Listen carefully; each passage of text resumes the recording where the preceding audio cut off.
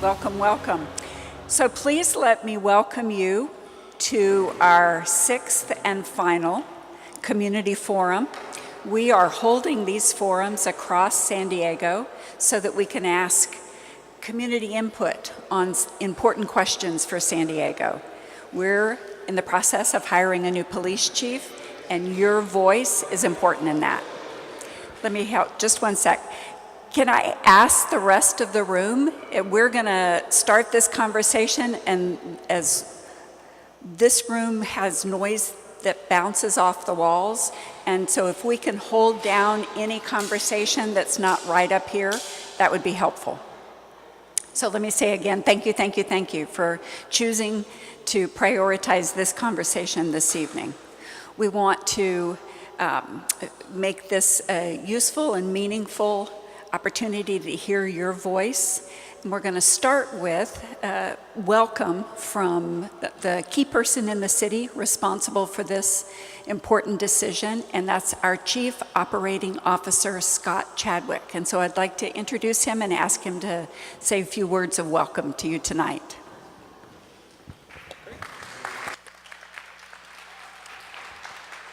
Thanks, Danelle. Again, my name is Scott Chadwick. I'm the City of San Diego's Chief Operating Officer, and welcome. This is the sixth and final community forum or community workshop that we put together, and really the purpose of today is we want to hear from you. We want to hear from your ideas about what we should do, what characteristics, what priorities are going to be faced with our next police chief. So I encourage each and every one of you to participate in this. This is, so far we've had 5 of these. It has been a really outstanding opportunity to really engage the community to find out what are your thoughts. So please feel free, speak your mind. The forum that has been established, it was the forum that was actually used in Seattle and in several other areas to make sure that we are properly engaging our stakeholders. And let's face it, the most important stakeholders that the City of San Diego has are residents.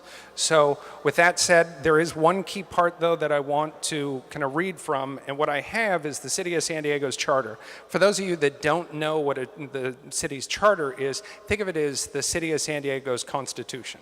And so in it gives us kind of our marching orders on things, roles and responsibilities, what folks are expected, what your government is expected to do and where the authority lies. So specifically, Charter Section 57 talks about the hiring of the police chief.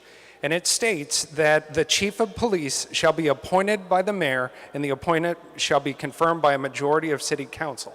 So what that means is the mayor, as the strong mayor, he's the individual who appoints. He'll select the police chief after we go through this process, and then ultimately it ends in as transparent of a process as possible, which is a confirmation hearing before City Council. So this process that we're here today about, though, is, again, to engage your input onto these key questions that we have. Then from that, we're going to take that information, synthesize it, put it together into a report, provide that to City Council. But then what we're also going to do is take the information you've given, we're going to give that to the recruiter, someone who is a professional who's used to hiring police chiefs. And then what we're going to do is rely on that person's knowledge, experience, skills, and abilities, and then we're going to run forward and start the selection process.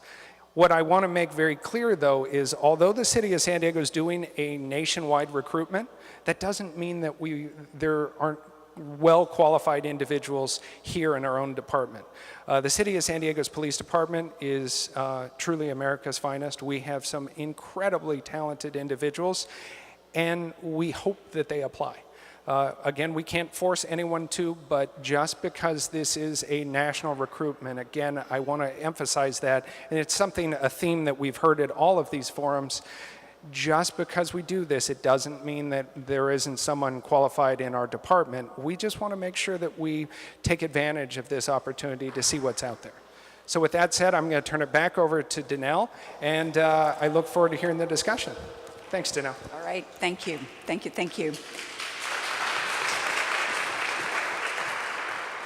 So I want to walk through the process that we'll use this evening.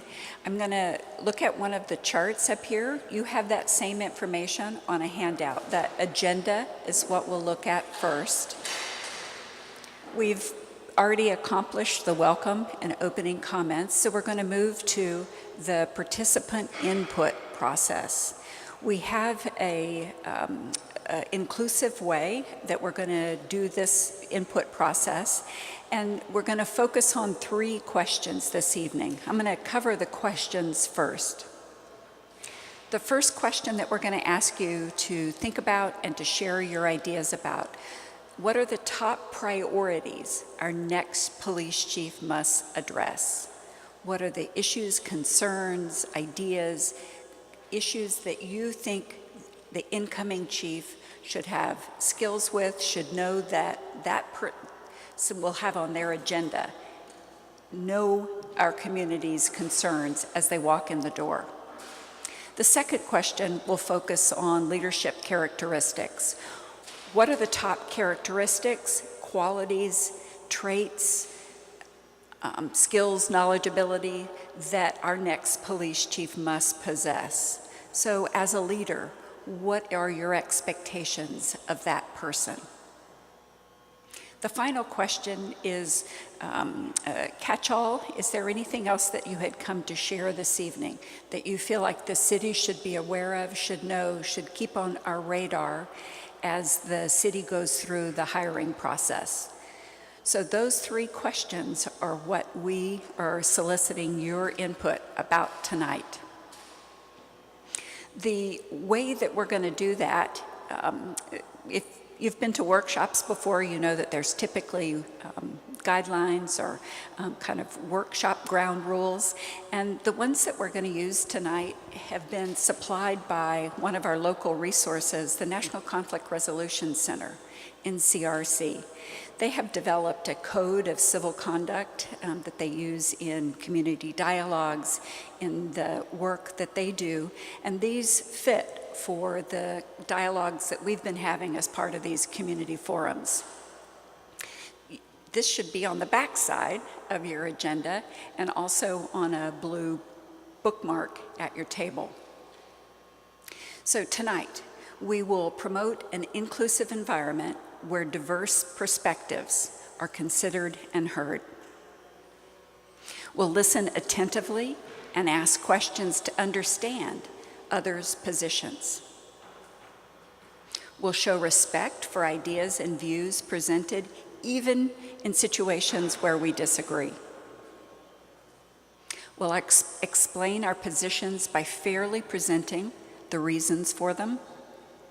And finally, we'll avoid personal attacks or any other tactics that distract attention from the central issues.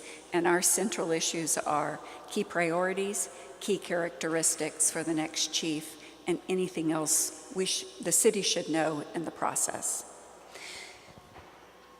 Now we'll delve a little bit deeper into the way we're going to ask for your participant input is by having table conversations first. We do have a participant input sheet. That's the second of the handouts at your table. Each of these questions we'd like you to answer individually first.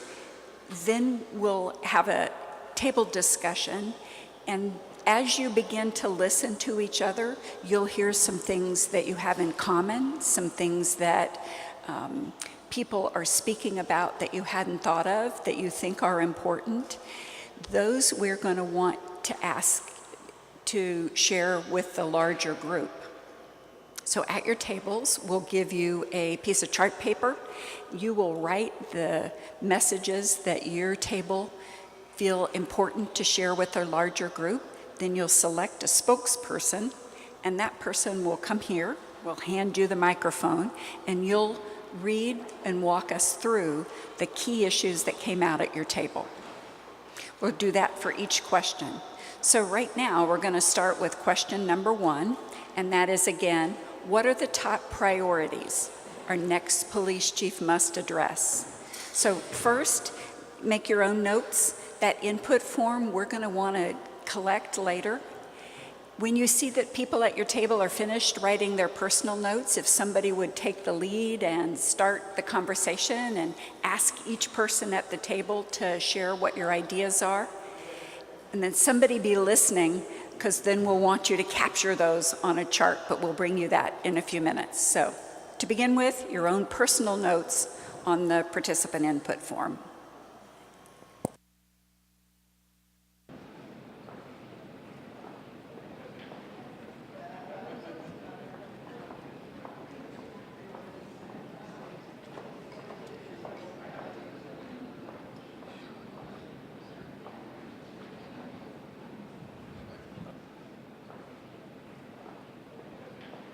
All right, I'm going to draw our attention back to the front. I'm going to ask you to conclude the conversation on question number 1. And if you haven't already, to select a spokesperson for your group, somebody who will be comfortable in sharing the conversation that you had. Okay, we're going to start here, and you're right here, and thank you. All right, hi, my name is Danny. Our group talked about having staffing, making sure that we're recruiting officers, making sure we're retaining those officers, that we're retraining those officers, having good retraining to making sure that we don't have decriminalization of homelessness. And we also have said that we need officers that mirror our community members. And we know that we are such a diverse community, we should have our police force look the same. As well as increase PERT staff, making sure that all our mental health evaluation or needs are met. And we're going to describe the Yes, acronym that is Psychiatric Emergency Response Team. Perfect. Okay. I'm sorry, I have a bad time memorizing that one. As well as community engagement, so the use of technology, making sure that we're properly using our technology, the cameras as well, effectively using all that. Another thing is community policing. We need to have community policing as well in all our communities. Neighborhood watch, to have our neighborhood watch. A lot of examples like San Ysidro, we have that, similar to that. As well as avoid any immigration policing. I think that's a really big one, to stay away from that. And chief to evaluate the overall programs. There we go. For the community engagement, yes. All right, so we also got officers' health and wellness. We're also making sure that their mental health is well, making sure that they're physically fit, making sure that they're emotional capable. And I had presented saying something about having an evaluation every other year of our police officers, making sure that they're fit for the job. And that's pretty much what we talked about. Thank you. Thank you very much. Nice.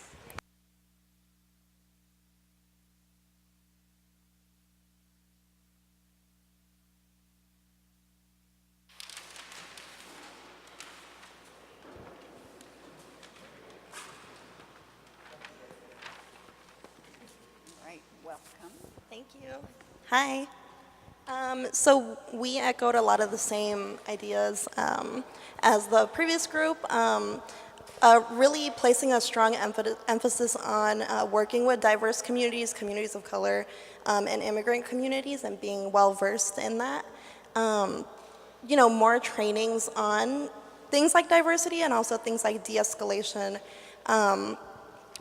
restorative justice practices, specifically when we're talking about our youth, a commitment to addressing bias policing and racial profiling, regular diversity training, the same thing that was mentioned earlier, really being active in not working with ICE, protecting the immigrant community, especially for a lot of us who live in the South Bay.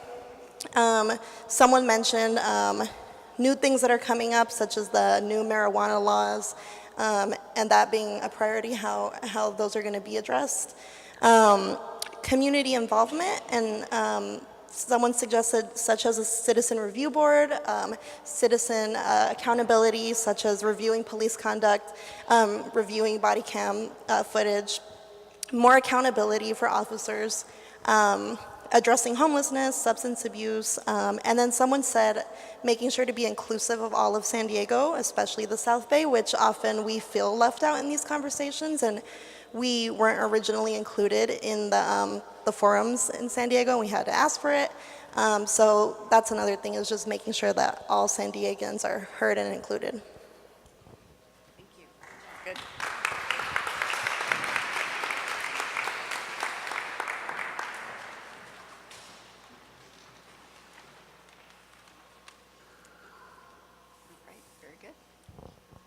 Thank you, everyone, for being here tonight. Our table discussed having higher wages and benefits for officers. That way they can retain officers. They won't lose their funds that they use to train these officers to other departments. We'll retain our good officers. And also retaining multicultural officers and multilingual officers, because we do have a very diverse community here in San Diego. A big concern of ours is racial profiling. Making sure that we continue to collect data on police stops and police interactions to make sure that we're not profiling groups of people. Having outreach with not only other communities and other San Diego police departments, but within the community ourselves, having some sort of communication of grievances and experiences with police to better improve it, and having police train with social worker tactics. That way they can work on de-escalation of concerns, as well as interactions of people with mental crisis. Thank you.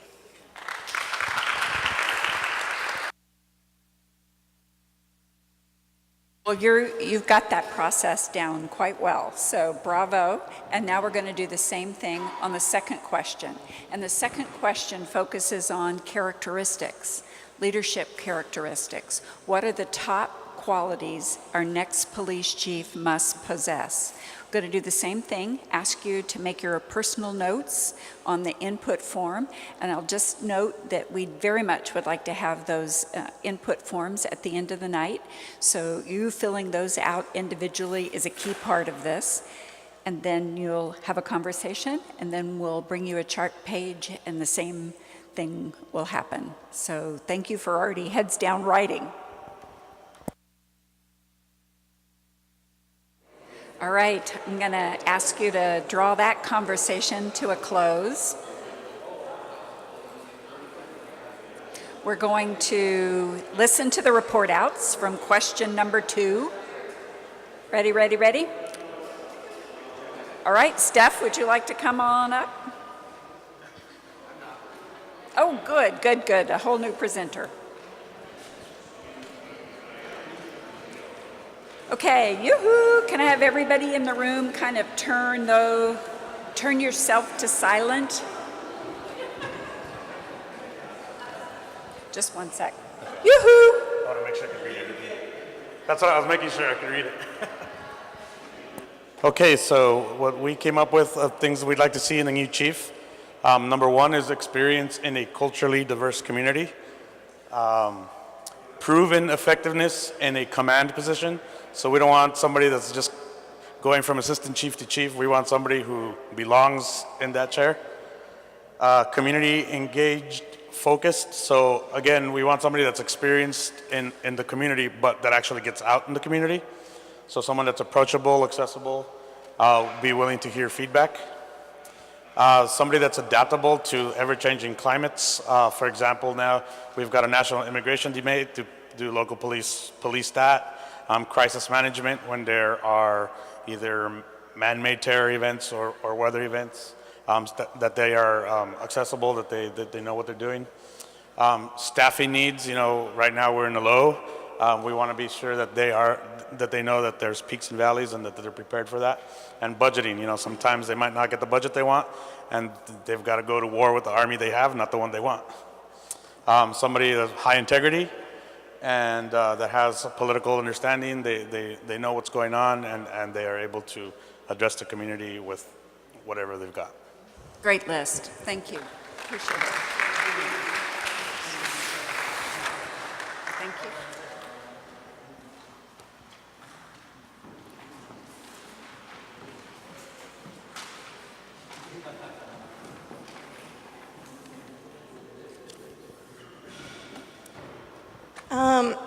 So we said, in addition to someone with a law enforcement background, this person also have a background in something else, like psychology, human services, social work.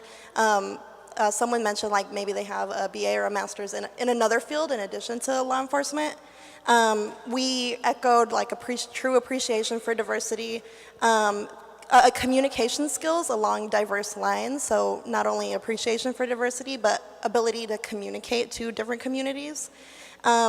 Someone who is independent of the mayor or independent of, I guess, politics is what was mentioned. Someone who is transparent, commitment to transparency, smart and able to weigh issues, visible within the community so that people know who they are, committed to working with all communities in San Diego and all populations, committed to fairness, willing to create, support, and empower citizen review board or citizen advisory board, integrity. It would be great to have a person of color or someone bilingual or someone with some kind of diverse background that we haven't seen yet. Someone who is committed to true community input and actually committed to it. Making sure we're casting a large net, not just keeping it to people who have already been involved in San Diego. And then ideally someone with a history of pushing for reform wherever they were previously and a demonstrated history of making that happen. Thank you.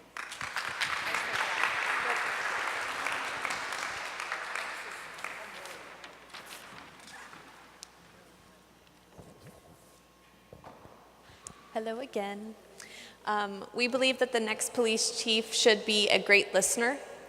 They should be someone who's empathetic, and they should be someone who has commitment to ethical decision making. They should act with integrity and have accountability for things that go wrong. They should have success working with a diverse groups of people. They should have no tolerance for police misconduct. That goes along with having the accountability if things go wrong. Having innovation for new police tactics, not just sticking with what's been done in the past. Being accessible to our community and having good communication with our communities as well. Excellent. Thank you. Thank you. Thank you. Some themes, some overlap, some commonality between the tables. Thank you. We're going to focus on the third question now. And that question is there anything else that the city of San Diego should consider when selecting the next police chief? This is your opportunity. If there's something that you had hoped to communicate and that wasn't captured in the first two questions, what might it be? Individual input, those are important to us, and then we'll bring you a chart to do a group presentation.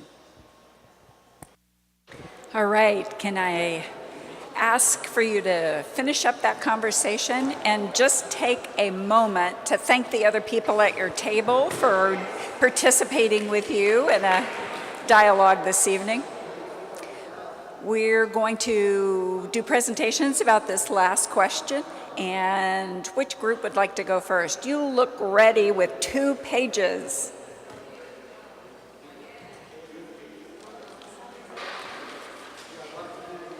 All right, I'm going to call again for quiet all around. I'll just do this and then I'll flip it. Yeah.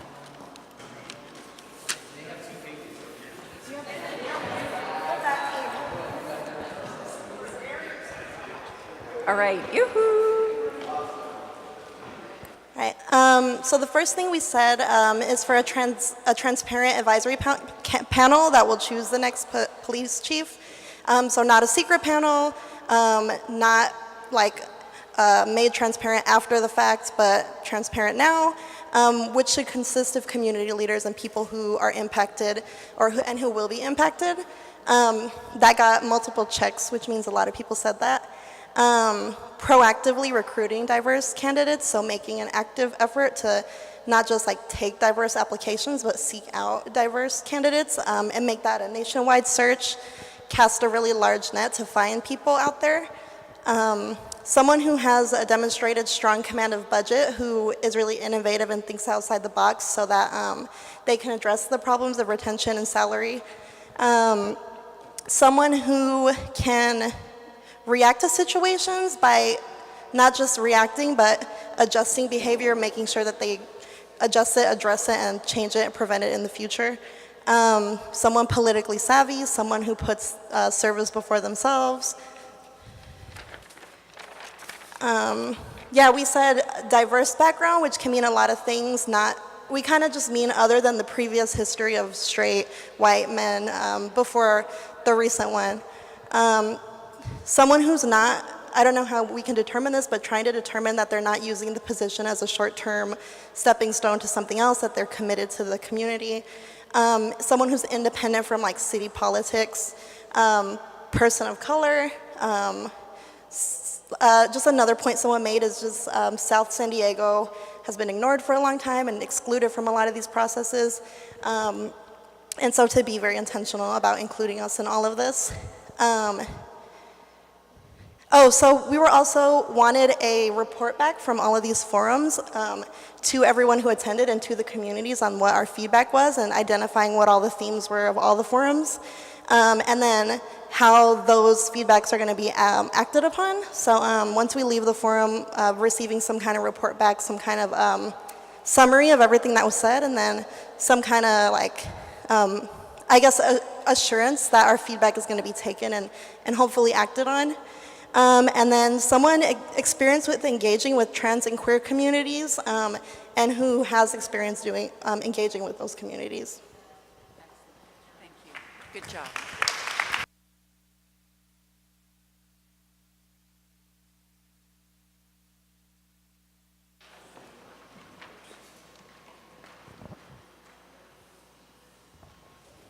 All right.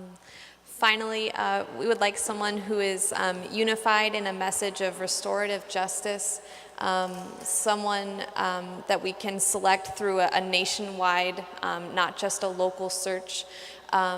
We would like to actually consider having a town hall where the community can come and we can ask questions to potential candidates that have been selected by the recruiter that are being considered for chief, and that way we can gauge their responses and some of our concerns and see if they would be a good fit for us as a community. And then there's also concern that these 6 meetings are just not enough to get an accurate image of what our community's needs and concerns are. So having even more outreach to the community to see how we feel, and having more advertisements on these meetings so that we can get more community engagement and input. Thank you. Thank you.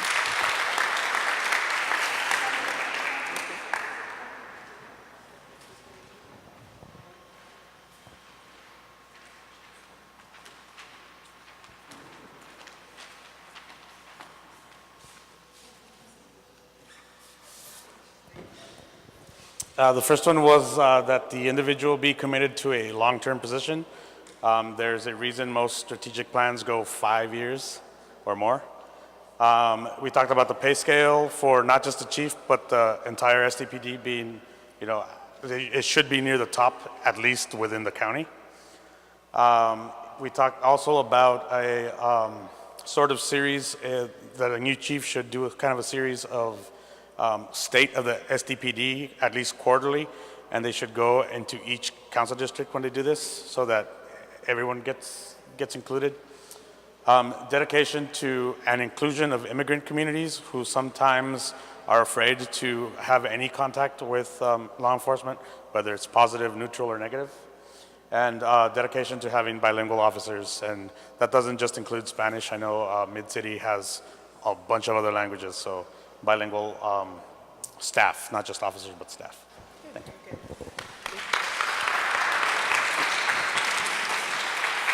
Thank you. Thank you. All right, we have come to the conclusion of our input questions. We wanted to acknowledge and thank you for the input you've provided this evening and offer you a couple more options. On the bottom of your agenda page, there is a link to the city's website. On that website, there is a survey. You're welcome to take that survey. You're also welcome, if anybody you know who was interested in coming and participating but wasn't able to make it to a forum, please ask them to fill out the survey. Information will be fed into the same process. The survey's open till Friday, this Friday. Mike has one here and available if you'd like to see what the questions are. So survey first, and then those input forms. We would like to collect those, so leave them where they are, or there's a box on the way out because we want to hear your individual voices. But I think you did an excellent job of capturing on the charts. Thank you to the spokespeople who represented each table. And thank you again for coming tonight. We are adjourned.